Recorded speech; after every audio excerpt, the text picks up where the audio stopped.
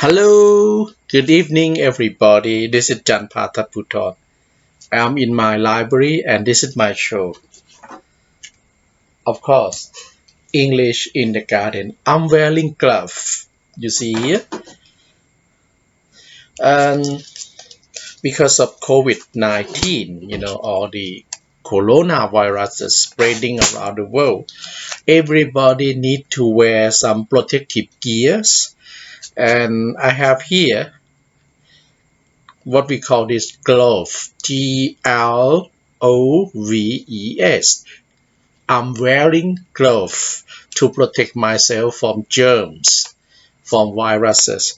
And another protective gear that you often find people wearing around the world these days is the mask, face mask like this. This is face mask. You wear face mask to protect yourself, covering your nose, your mouth, and maybe you need to wear some glasses to protect your eyes and wear gloves because when you touch something you may get the germs or the viruses may spread to you. And also when you go out you need to wash your hand with this gel to kill the viruses. So you need sanitizer gel, or hand gel, face mask. You can wear a hat and you wear gloves because of the viruses, coronaviruses.